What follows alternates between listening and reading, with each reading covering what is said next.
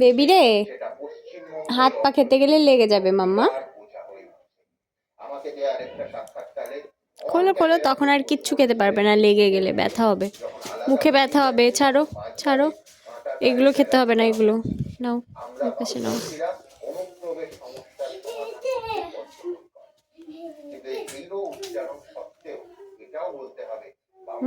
বেছে বেছে ওইগুলো মুখের মধ্যে ঢোকাচ্ছে। ছাড়ো তো, ছাড়ো তো, ছাড়ো তো, বেবি কোথাকার। ছাড়ো ছাড়ো, এনো এনো, এই দিকটা না।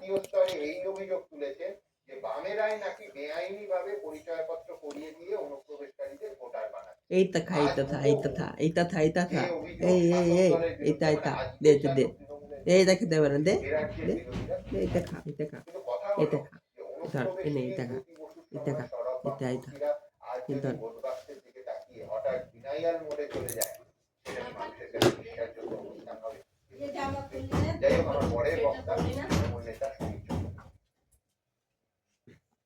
মধ্যে আটকে দেয় তো দেখছি টেনশন নেই। আমি অতিরিক্ত কিছু সংযোজন করতে চাই, তার কারণে এক কথায় পুনরাবৃত্তি বারবার আমি করতে রাজি নই। প্রথমেই তৃণমূল কংগ্রেসের পক্ষ থেকে একটা কথা খুব পরিষ্কার ভাবে বলি যে আমরা এসআইআর এর বিরুদ্ধে নই, আমরা এসআইআর এর পক্ষে। আমরা কি চাই? মমতা বন্দ্যোপাধ্যায় পরিষ্কার ভাবে বলেছেন, অভিষেক বন্দ্যোপাধ্যায় পরিষ্কার ভাবে বলেছেন, তৃণমূল কংগ্রেস পরিষ্কার ভাবে বলেছেন, একজন বৈধ নাগরিক, একজন বৈধ নাগরিকের নামও যেন ভোটার তালিকা থেকে বাদ না যায়। আমরা এইটুকুই চাই যে মৃত ভোটার বাদ দিন, যদি বিদেশি খুঁজে বাদ দিন, নিশ্চিত ভাবে যার বাসা বদল হয়েছে, ঠিকানা বদল হয়েছে, বাদ দিন। আমার তো কোনো আপত্তি নেই, এক জায়গায় নাম থাকে। আপত্তিটা কোন জায়গায়?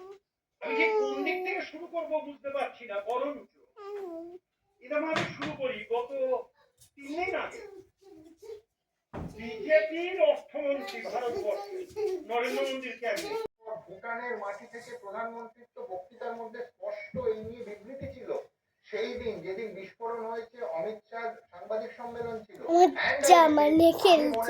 গাফিলতি, কিন্তু তা বলে প্রধানমন্ত্রী আর কেন্দ্রীয় স্বরাষ্ট্রমন্ত্রী ওই বিষয়ে মুখ করলেননি, এই তথ্য সঠিক নয়। ঠিক যেমন সেটা অন্য প্রসঙ্গ, আমি বললাম গাফিলতি আমি বিশ্বাস করি, কিন্তু অন্য প্রসঙ্গে আমার বলতে প্রথম অনুষ্ঠানে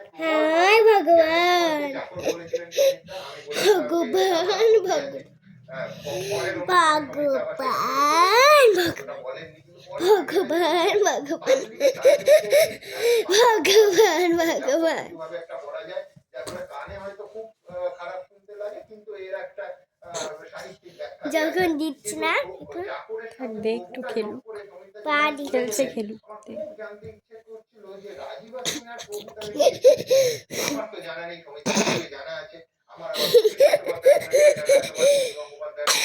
খেলো মাম্মা, খেতে নেই, খেলো খেলো।